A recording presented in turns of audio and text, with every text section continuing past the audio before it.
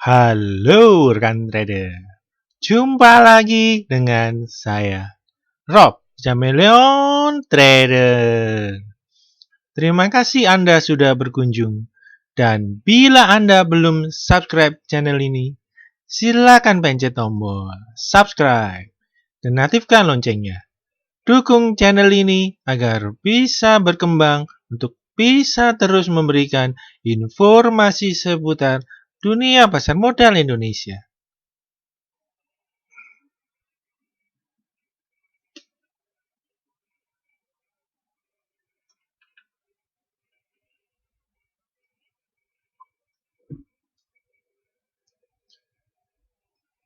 Untuk pertama-tama dalam video kali ini kita akan mulai pembahasan dari saham-sahamnya ya.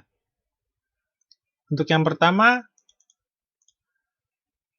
kita akan melihat saham dari sektor basic industri ya. Kita akan melihat saham Malindo Feedmill atau MIND.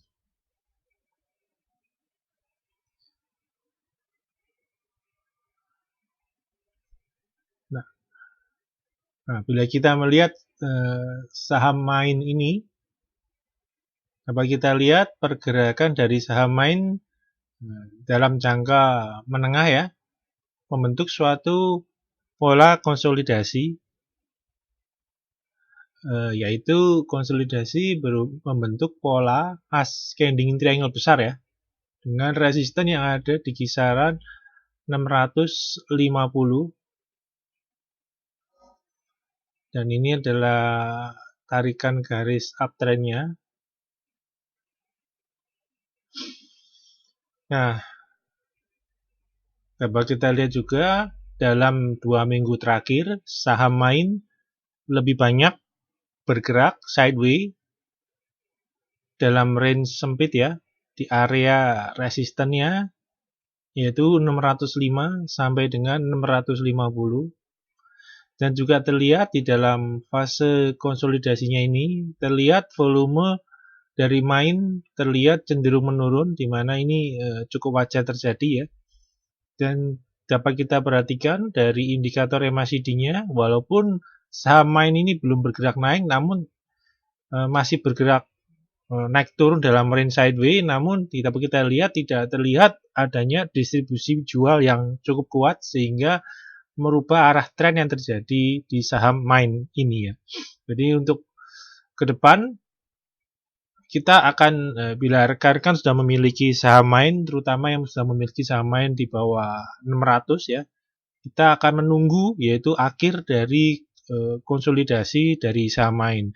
Dan juga dapat kita lihat saham MIND ini terlihat sudah berada di dalam ujung konsolidasinya ya. Jadi kita akan menunggu kepastian arah dari saham MIND ya. Akankah dia ada penembusan, akankah dia menembus ya ke atas resisten 650. Nah, apabila berhasil bergerak naik ya, targetnya ada di 720. Nah, namun perhatikan bila saham MIND ya bergerak dan turun dan close di bawah 605, dia akan cenderung turun menuju ke support berikutnya yang ada di 540.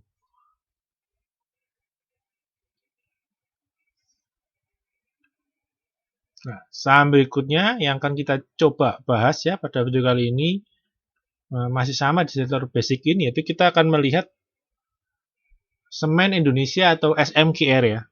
Nah, bila kita lihat SMKR ya, selama dan mulai dari Juni ya, minggu kedua Juni sampai dengan minggu kedua Juli ini ya, terlihat udah 1 bulan pergerakannya dia cenderung bergerak ke sideways ya. Sideways dengan range di kisaran 10.200 sampai dengan supportnya yang ada di kisaran 9.325 ya. Nah, dapat kita lihat resisten ini cukup kuat ya, setiap kali menyentuh 10.200 terlihat tekanan jualnya cukup kuat ya. Nah, ini dapat kita lihat dari MACD-nya ya. Nah, yang jelas memperlihatkan adanya tekanan jual ya. Nah, untuk jangka menengah terlihat polanya masih cukup oke ya, walaupun sudah terjadi perubahan ya, dimana terlihat dari akhir Maret ya, ini ada pola ya, pola double bottom reversal ya dari downtrend. Maret kan downtrend ya, ini reversal, ini membentuk pola double bottom dan dia sudah mencapai target dari double bottom ya. Dan ini coba kita lihat, nah ini sudah uptrend ya, ini di bersama bulan Mei ya, Mei sampai awal Juni terlihat ini uptrend ya. Dapat kita lihat ini uptrend ya, uptrendnya.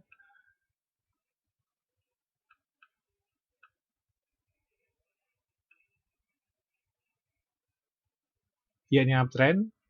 Nah, dan dimulai Juni pertengahan ya, sudah terlihat pergerakan SMGR ini tergeliat sideways ya. Dan sekarang dapat kita lihat SMGR ini menguji ya dari supportnya di 9.325.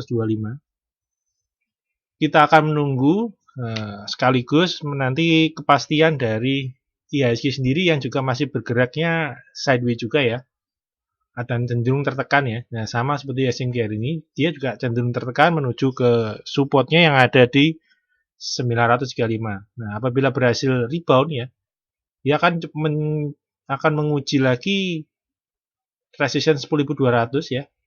Dan apabila berhasil, targetnya di resistance berikutnya ada di 11.575. Nah, namun hati-hati, waspada juga ya apabila ternyata support 9.325 ini tidak sanggup menahan tekanan jual ya. Nah, ini akan turun menuju ke support berikutnya yang ada di 8.300.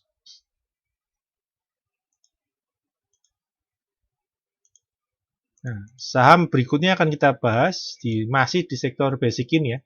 Kita akan melihat Chandra Asri Petrochemical atau TPIA ya. Nah, di TPIA ini ada satu grup dengan BRPT ya. Nah, ini kita lihat BRPT juga polanya hampir mirip ya, 11-12 dengan TPIA ya. Ini juga sama, TPIA membentuk suatu pola konsolidasi ya. Ini di bulan ini awal Juni dia berhasil break ya. Break dari pola descending triangle ya. Nah, seperti ini polanya ya. Dan terlihat sudah breakout dan dia pullback dan dia mantul lagi ya sekarang ini dan berhasil menembus resisten yang ada di 6950 ya. Nah, selama 3 hari ini ya, 3 hari terakhir trading bursa ini terlihat TPIA berhasil bertahan di atas 6950 ya. Dan apabila berhasil bertahan ya di atas 6950 ini ya, TPIA ini ke depan masih berpotensi melanjutkan ya kenaikannya menuju ke resisten berikutnya yang ada di 7.400. Nah, ini mulai hati-hati ya rekan-rekan bila TPIA ini gagal bertahan terus di atas 6950, harus hati-hati ya. Karena akan cenderung untuk turun balik ke area sideways-nya ya, di support dengan support di 6.450. Nah, ini dapat kita lihat penembusan dari pola descending ini disertai dengan volume yang cukup besar ya. Jadi ini cukup valid polanya ya, cukup bagus. Ini volume besar. Dan kenaikan di sini juga diikuti volume walaupun volumenya tidak lebih besar dari ketika penembusan ini. Nah, ini agak cukup riskan ya karena harusnya lebih besar, lebih besar, volume lebih bagus karena akan mendukung dari kontinuitas rally dari TPIA ya. Apabila volumenya semakin turun, nah itu akan malah cukup berbahaya ya untuk TPIA sendiri. Nah, bila kita lihat MACD-nya, ini cukup masih sangat bagus ya. Ini dapat kita lihat terjadinya akumulasi beli yang cukup kuat ya. Cukup bagus ini ya. Dari TPIA ini, jadi kedepannya masih cukup oke ya untuk TPIA. Saham berikutnya kita akan melihat Nah, ini merupakan saham yang kenaikannya cukup sangat bagus ya di bulan Juli di sektor basic ini, yaitu Indakiat Pulp and Paper atau INKP ya. Nah, kenaikannya setelah membentuk ini ya. Nah, dapat kita lihat ini INKP dia rally naik ya setelah dia membentuk pola symmetrical di sini ya, dan dia berhasil breakout dan kemudian dia langsung rally nggak karuan ya tingginya ya. Dan terlihat hari ini ya dia berhasil break ya dari sideways jangka pendeknya ya, menembus resisten 8075. Tutup di kemarin di 8175 ya, tapi mulai besok masih bisa bertahan close di atas 8075 ya. Potensi dari INKP yaitu lanjut naik ya, menuju ke area resisten yang ada di 8325 sampai 8625 ya. Ini terlihat volumenya sangat bagus ya, besar ya. Hingga kenaikan dari INKP sendiri dengan derajat yang sangat bagus atau sangat curam tinggi ya.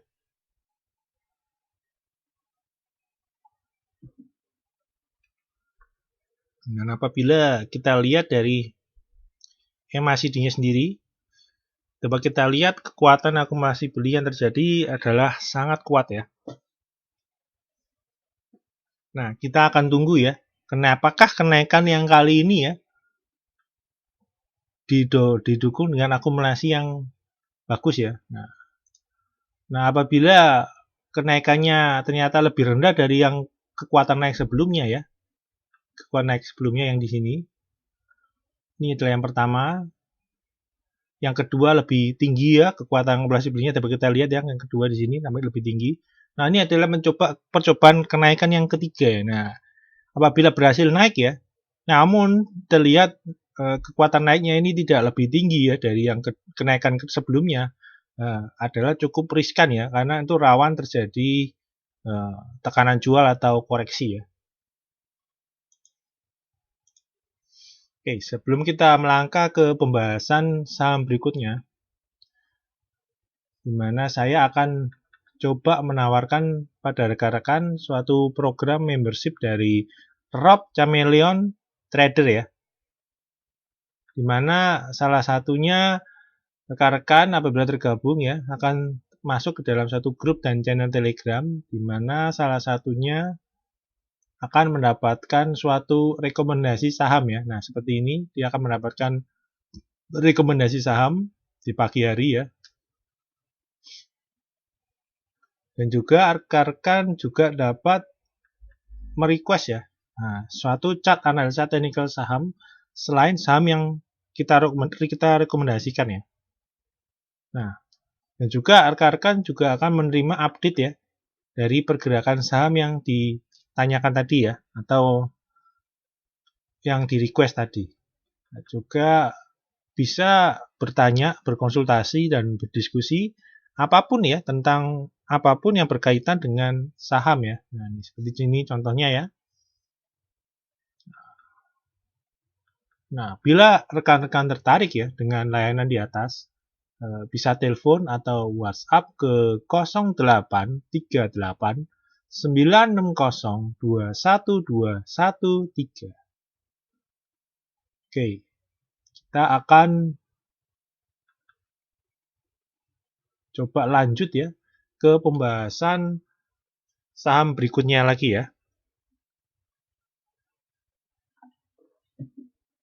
Nah, saham berikutnya akan coba kita bahas yaitu saham Pura Delta Lestari atau Demas ya. Nah, Demas ini terlihat polanya cukup bagus ya, beda sendiri dengan pola-pola sektor properti yang lain ya, di mana terlihat pola di Demas ini cukup uptrend ya dibanding yang lain ya.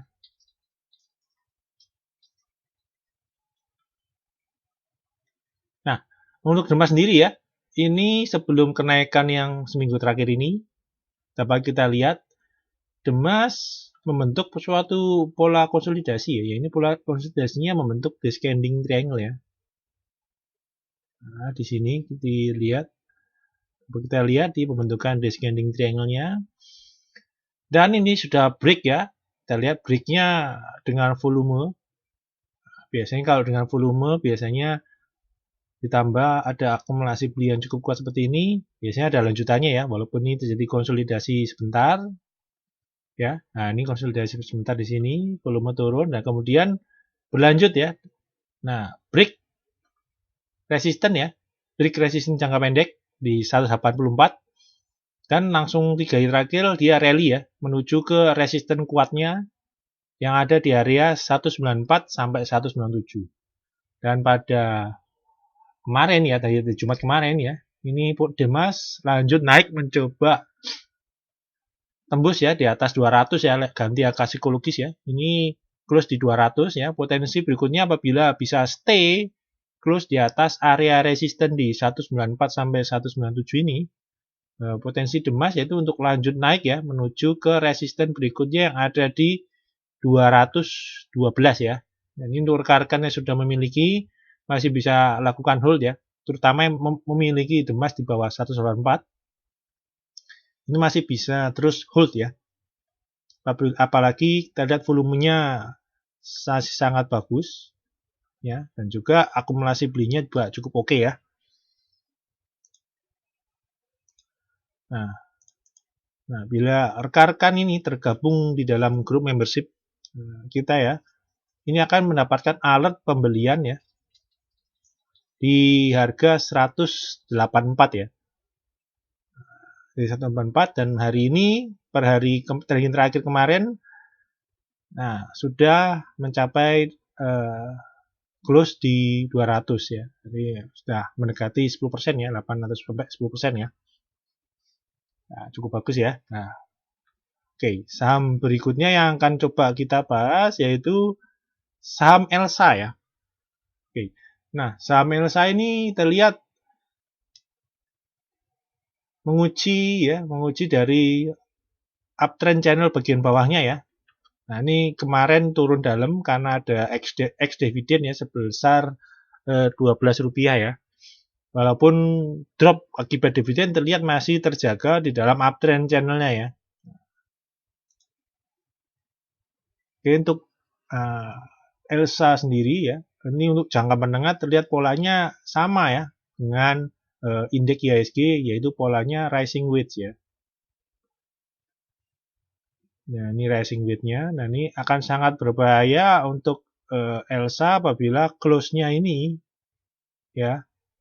Kan kemarin di 234 close-nya tutup ya, tembus dari uptrend channel ini ya. Nah, ini akan cukup berbahaya, ini akan merubah trennya ya. Merubah tren bisa menjadi sideways ya. Ini memang sudah sideways. Nah, kemarin mau menembus 244 namun terlihat supply barang di sini terlihat sangat besar ya, terlihat ini berusaha ditembus namun terlihat supply sangat besar ya, dan tekanan jual juga berat ya, terlihat Elsa turun kembali ya. Nah, ini akan berbahaya ya apabila dia berhasil tembus ya. Ini gerakan yang masih hold Elsa bisa dipantau ya. Oke, nah saham berikutnya akan kita bahas, dan ini saham terakhir ya pada video kali ini ya. Kita akan melihat saham MNCN ya. Nah, kita lihat MNCN pergerakannya cukup datar ya untuk bulan Juli ini ya, tanpa pegang berarti ya. Nah, untuk MNCN sendiri ya, ini terlihat jangka menengah terlihat ada kemungkinan masih terlihat dalam downtrend ini ya. Terlihat masih ini peroleh sideways. Nah, jangka menengah ada kemungkinan dia ada bentuk descending atau symmetrical ini ya. Nah, kita akan coba membahas untuk dalam time frame yang lebih pendek ya. Untuk short term-nya ini dapat kita lihat untuk short term pola ada konsolidasinya untuk MNCN sendiri ini. Nah, dapat kita lihat pola konsolidasinya, dapat kita lihat ini ada falling wedge ya. Ini saya lihat ada potensi falling wedge di MNCN ya. Ini falling wedge-nya seperti ini ya. Nah, terlihat hari Kamis mencoba keluar ya, namun sayang hari Jumat terlihat market kurang mendukung dan MNCN kembali tertekan kembali ya. Nah, ini untuk area supportnya sendiri untuk MNCN ada di level 885 sampai 900 ya. Jadi untuk apabila masih pergerakannya dan close, terutama close-nya ya masih di atas 885 sampai 900 ya berarti masih cukup oke untuk di hold ya. Nah, beda cerita kalau ternyata malah berbalik arah dan close di bawah 885 itu akan membatalkan pola ini ya, dan akhirnya balik masuk bisa jadi menjadi downtrend malah ya. Nah, kita akan tunggu ya untuk minggu depan ya, apakah MNCN bisa bertahan ya minimal di atas 900 dan bisa berbalik arah untuk menguji resisten berikutnya ada di 940 ya. Potensi masih ada ya, apalagi dapat kita lihat volumenya ketika menguji level 900 ini terbilang masih cukup rendah ya di bawah rata-rata ya. Nah, kita akan tunggu perkembangannya untuk minggu depan ya. Dan juga dari MACD-nya sendiri, ini dapat kita lihat, nah, ketika dia bergerak sideways ini ya, terlihat mulai ada akumulasi ya, walaupun asing masih terus menjual MNCN ya. Nah, kita akan tunggu saja ya. Nah, kemarin terlihat mulai ada ya tekanan jual ya. Nah, kita akan tunggu akankah tekanan jual ini bersifat sementara atau terus menerus ya. Apabila terus menerus dan makin membesar itu akan berbahaya ya untuk ketahanan support dari MNCN ini. Nah, apabila tekanan jual minggu depan tidak berlanjut ya, ini ada potensi MNCN untuk mulai rebound lagi ya. Oke, berikutnya kita akan melihat bagaimana perkembangan dari IHSG kita ya.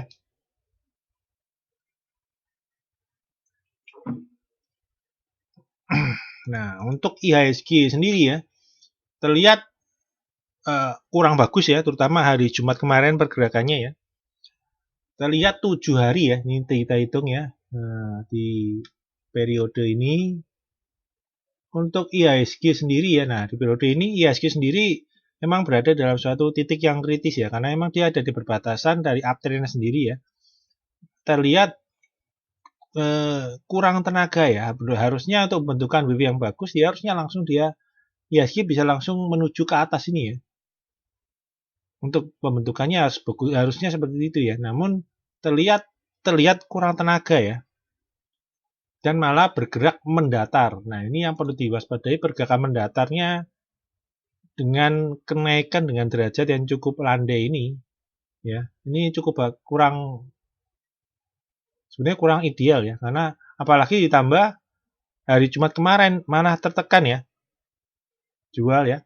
Apalagi dalam 7 hari terakhir ini perjalanan naik dari IHSG sendiri terhambat ya di area di atas 500 ini, berarti di atas antara 500 sampai resistennya di 5139 ini. Terlihat supply-nya barang sangat banyak ya, dan diiringi dengan tekanan jual ya, tekanan jual yang mengiringi dari supply tersebut yang menekan IHSG sehingga pergerakannya makin lama makin melandai ya. Ini malah sekarang cenderung 7 hari terakhir ini bergerak sideways ya, range-nya ada di bawah 5022 sampai dengan 5116 ya, tertingginya ya 511 ya, 11 sampai 16 ya. Nah, ini untuk minggu depan sebagai acuan pergerakan dari IHSG ya, tetap ya range-nya untuk IHSG pergerakannya masih tetap sama ya, 5022 seperti minggu lalu, 5022 sampai 5139 ya. Nah, yang patut diwaspadai ya, apabila Senin depan ya atau minggu depan pergerakan dari IHSG ternyata masih nggak bisa naik lagi ya, nembus dari close di atas 5100 dan malah bergerak turun dan close di bawah 5069, itu merupakan siaga 1 ya. Karena hari Jumat kemarin aja nih close-nya dari IHSG sudah berada di bawah garis uptrend channel-nya ya. Ini dimana ini cukup kurang bagus ya.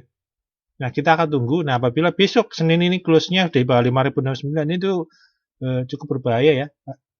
Karena IHSG akan keluar dari uptrend-nya ya. Nah, apalagi batas terakhir untuk IHSG yaitu di 5022. Nah, kita harapkan ini tidak terjadi, namun sebagai warning saja atau alert ya untuk rekan-rekan ya. Karena memang pergerakan dari IHSG ini cukup susah naik ya, apalagi saham-saham bank diparkir ya, dan tidak bisa naik juga, dan malah asing terus menjual terus ya. Ketika asing menjual barangnya terus, apalagi di sektor-sektor di lini blue chip, top 10 blue chip, semua asing masih menekan jual. Nah, ini otomatis IHSG sendiri akan tidak banyak bergerak ya, rentangnya masih di kisaran 5022 sampai 5139 ya.